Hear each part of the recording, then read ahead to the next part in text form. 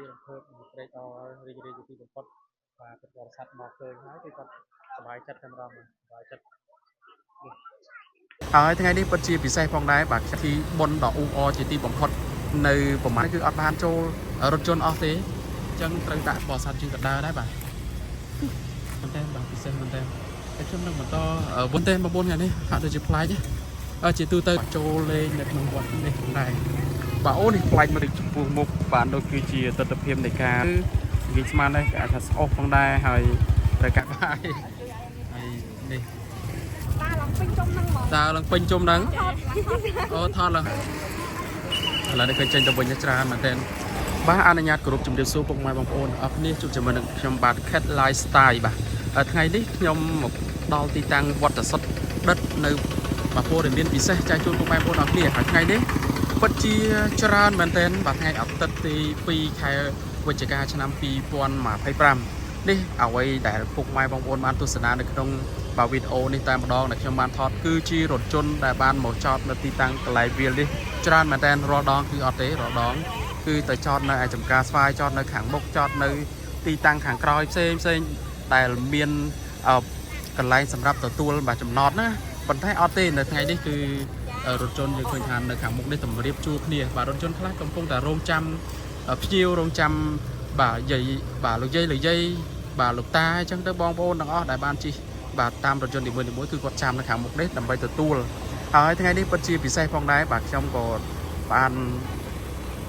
ថតនៅទស្សនវិជ្ជាពិសេសមួយចំនួននៅថ្ងៃអាទិត្យទី2នេះផងដែរចែកជូនពុកម៉ែបងប្អូនអរគ្នាដើម្បីទស្សនាថាតើក្រោយពីកឋិននិទានដែលជាកម្មវិធីបុណ្យដ៏អ៊ូអរជាទីបំផុតនៅប្រហែលថ្ងៃមុនដែលយើងបានមកចូលរួមដែលខ្ញុំបានមកថតចែកជូនពុកម៉ែបងប្អូនអរគ្នាហ្នឹងថាតើក្រោយពីបុណ្យមានពុទ្ធបរិស័ទមកដែរឬទេនេះដូចដែលពុកម៉ែបងប្អូនបានទស្សនាជាក់ស្ដែងតែម្ដងយើងឃើញថាចូលបាទដង្ហែដង្ហូរទៅវិញទៅមកដូចការដង្ហែកឋិនអញ្ចឹងពីមុនបាទមានន័យថាការថ្ងៃកឋិនហ្នឹងគឺអត់បានចូលរថយន្តអស់ទេអញ្ចឹងត្រូវដាក់នៅខាងក្រៅខ្លះអីខ្លះហើយខាងក្នុងបើចូលផុតក៏ផុតទៅប៉ុន្តែនៅពេលដែលណែនស្កាសបែបនេះត្រូវតម្រូវឲ្យទុកនៅខាងក្រៅហើយធ្វើដំណើរដោយថ្មើរជើងមកពីព្រោះថាចង្អៀតស្ទះអីចឹងទៅហើយនេះគឺជាទស្សនវិជ្ជានៅខាងមុខដែលខ្ញុំផ្ដិតបាទច្រើនមែនទែនច្រើនបាទដូចអ្វីដែលពុកម៉ែបងប្អូនបានឃើញនៅក្នុងវីដេអូនេះបាទហើយខ្ញុំនឹងព្យាយាមផ្ដិតនៅទស្សនវិជ្ជាបាទខាងលើខាងក្នុងកោះនេះចែកជូនពុកម៉ែបងប្អូនអរគ្នាបន្តទៀតដោយសារថាអាត្មានេះរៀងក្តៅហើយក៏មានបរិស័ទជើងកដើរដែរបាទនេះបាទរថយន្តតូចរថយន្តធំបាទចតនៅទីតាំងខាងមុខនេះដើម្បីទទួលរងចាំនៅបាទបងប្អូនលោកយាយលោកតាដែលបានធ្វើដំណើរចូលទៅទីតាំងកោះនៅបាទទីតាំងនៅក្នុងកោះបាទពិសេសមែនទែនបាទពិសេសមែនទែនតែខ្ញុំនឹងបន្តវិលទៅខាងនេះបន្តិចតើឡានចេញចូលនោះគឺច្រើនបែបណាបាទឥឡូវនៅឃើញមកបន្តមួយទៀតហើយបងប្អូនគេបន្តមួយទៀតហើយចូលមកមួយទៀតហើយនេះហើយខ្ញុំនឹងវិលទៅចូលតាមស្ពានបេតុងវិញតើគាត់ឈរលើស្ពាននៅខាងក្រោយខាងមុខឆ្លងស្ពាននេះច្រើនបែបណាតោះឥឡូវទៅមើលជាមួយនឹងខ្ញុំបាទអូនេះបងប្អូនគ្នាគឺតម្រៀបជួរគ្នាបាទតម្រៀបជួរគ្នារថយន្តច្រើនមែនទែនបងប្អូនថ្ងៃនេះហាក់ដូចជាប្លែកជាទូទៅតាមសាកសួរទៅគឺលោកយាយលោកតាពុទ្ធបរិស័ទយើងមកពីខាងការដង្ហែកឋិនតាមវត្តនានាផ្សេងនៅក្នុងខេត្តកំពង់ឆ្នាំងក្តីខេត្តពោធិ៍សាត់ឬក៏ទៅរាជធានីភ្នំពេញបាទឆ្លងកាត់ខេត្តកំពង់ឆ្នាំងប្រកាសជាចំណាយពេលចំណាយវេលានៅក្នុងការធ្វើដំណើរមកចូលលេងនៅក្នុងវត្តនេះដែរបាទអូនេះប្លែកមកទៀតហើយបាទកន្លែងនេះគឺមានការបិទឈ្មោះបាទពុទ្ធបរិស័ទដែលបានចូលជាបច្ច័យនៅក្នុងការកសាងស្ពានព្រឹត្តិព័ន្ធប្រាសាទជាមួយនឹងលោកជំទាវសៀងចន្ទហេងហើយឥឡូវនេះយកឈ្មោះមកបិទជាផ្ទាំងបែបនេះដើម្បីធ្វើការឆ្លាក់បាទឆ្លាក់ដាក់ឈ្មោះសប្បុរសជនទាំងអស់ដែលបានចូលបាទពុទ្ធសាសនិកទាំងអស់ដែលបានចូលហ្នឹងគឺនៅទីតាំងទាំងថ្មដ៏ធំមហិមានេះបាទអាចរក្សាទុករាប់រយរាប់ពាន់ឆ្នាំបាទទៅទៀតអូថ្ងៃនេះបាទពិតជាពុទ្ធបរិស័ទយើងច្រើនមែនទែនគេឃើញថាមកជុំនេះប្រមូលគ្នាបដង្ហូរដង្ហែបន្តគ្នាណែស្កាសតែម្ដងឲ្យធ្វើដំណើរជាក្រុមបាទមកនេះលក្ខណៈថាតាមរថយន្តមួយក្រុមអញ្ចឹងណាបាទអូជើញទៅវិញហ៎បងណាទៅមកដល់ហើយអូទៅមកដល់ចុះពីរថយន្តឲ្យចូលកាមេរ៉ាបាទហើយ và mò hàng cày đấy cứ tôm tầm ở đó là lấy thôi đầm na châu thì càng cọc rồi mà trường anh nhầm mà lại lục đồ tinh mới mà lục đồ đấy đọc lại chẳng na lục đồ nữa một bò sạt chơi tràn ra được cái mà tinh mà chiều này bò xem nhé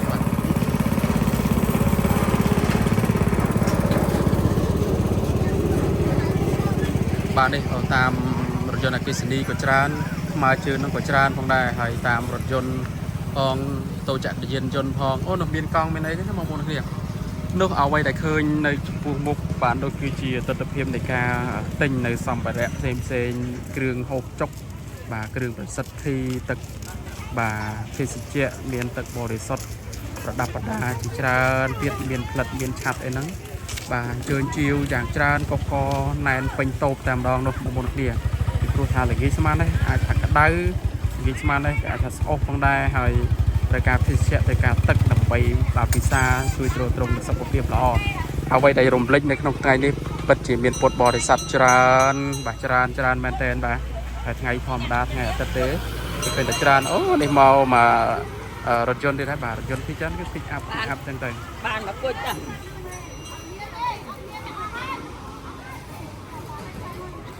បាទនេះបងប្អូនអ្នកគ្នាបង្វិលជាមួយខ្ញុំបានមកជុំនៅទីតាំងកន្លែងនេះជាទីតាំងកន្លែងទីផ្សារហើយអូទីផ្សារគេហៅថាទីផ្សារអ៊ូអដូចផ្សារមែនបាទជើញទៅវិញហើយមកយាយរួចទៅវិញហើយអូដើរគ្នាបាទហើយនេះបាទមានទិញដូរច្រើនណាបាទសំតែម្ដងនេះម៉ូតូក៏ច្រើនដែរបាទថ្ងៃកឋិនទាននោះគឺ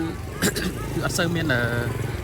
ម៉ូតូប្រហែលទេបងប្អូនគ្នាបាទទៅចាក់យានយន្តប្រហែលទេបាទមានល្មមដែរ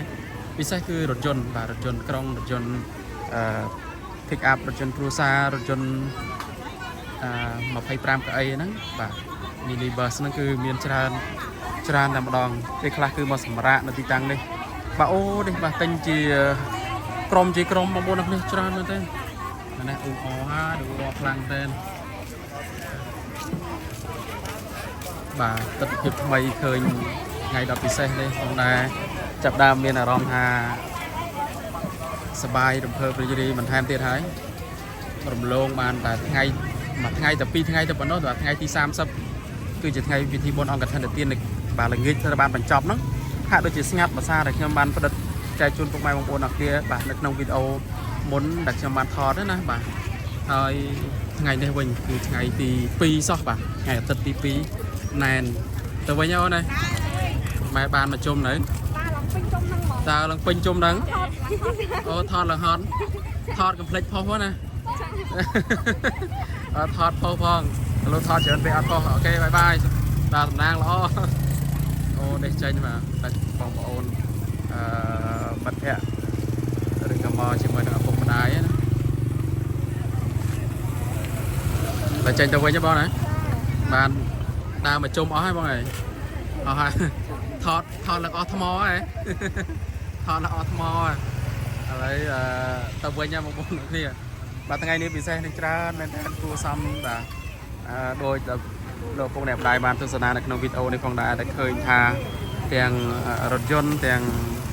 តូចចក្រយានយន្តហើយពុទ្ធបរិស័ទយើងមកជាក្រុមជាបាទ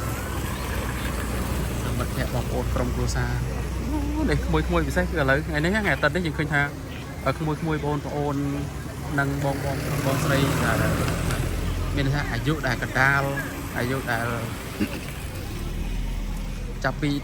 15តាំងពីក្មេងបាទតាំងពីក្មេងគឺអញ្ជើញមកច្រើនមែនតើហើយតែខ្ញុំជម្រាបជូនអញ្ចឹងថាពីមុន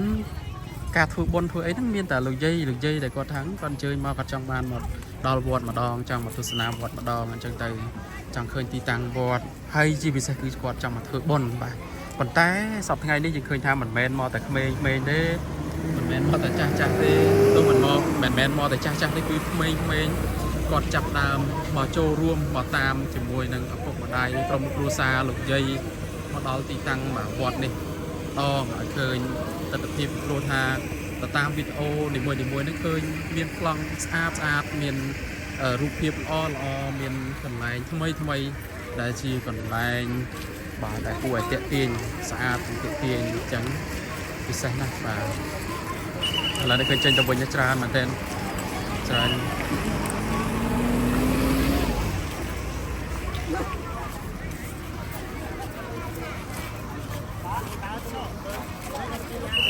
chơi tàu vinh họ chỉ hộ hai bắt to nó không chỉ cá xoài đi tràn mà tên mua được liệt trong cá súng chạy chung tụi mày mua được liệt cá xoài đi tràn và lấy cây rượt chôn nữa nơi khăn nông nông nai tam đòn hay lấy chăm đám chanh mà đá hay có trâu tàu vinh và chiếc bật to phong đàiอย่างงี้มาค่ะนะเมียนสองเมียนสองตาเจียไอหลายตีตังนึกสะอาด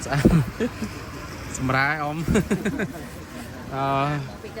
มาปีกับท่านเจยมาปีกับท่านข้างนะวัดโจกับพงชนางได้บาอะไร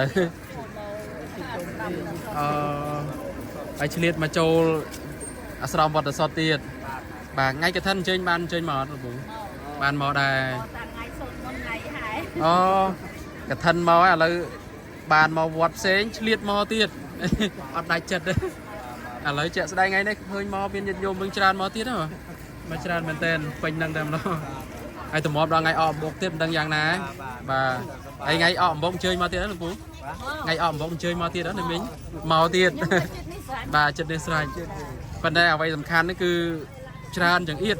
bàจังเอียด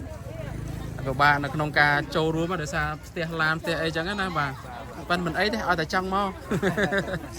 ở con cha được vui nên bà chỉ liệt về chấm này về mình lia màu lên những vật sập bàn than tiệt anh đi vài bộ đặc lia tôi thua đầm nái trên trâu chỉ bàn to mà thay mây bà cái đài tay mà đòn cô đồng viên bà chạy chôn phục mai bộ đặc lia nông ca tu sana được ngày tết đi và đây tết tập hiệp được hàng còi ai chỉ ti tăng cái lái chọt nơi rถยนต์ai cái lái ti xa thì khơi hà một bò sạt đường trơn mà này nắp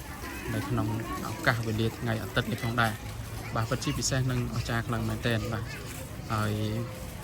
เชื่อมนึงมาตอบดันตัดเพียบบันทายทำไมเตี้ยบ่าไอ้เชื่อมนึงประกาศบรรจบในวิดีโอนี้มวยปันได้ใจจูนตุกไม้โปนักนี้กับไม้ตัวสนาด้วยเวนเป็ดไปบ่าในขนมกาบ่าตามมือจังกันนะไอ้เชื่อมนึงมันตอบดันในตัดเพียบทำไมเดินเลยก็วันมาดองโอนไอ้ตามร้านเดินเลยก็วันจะตามเมียนไอ้คลาเมียนไอ้ไลค์บ่าให้คอมพลีทช่วย subscribe ในช่องบ้านเนี่ยเมื่อก่อนทำไมตัวบ้านในดำนั่งทำไมโหดเราออกบอกเกี่ยวหายจังเลยเอาคนกระรบเลียสำนักเราเพียบเรา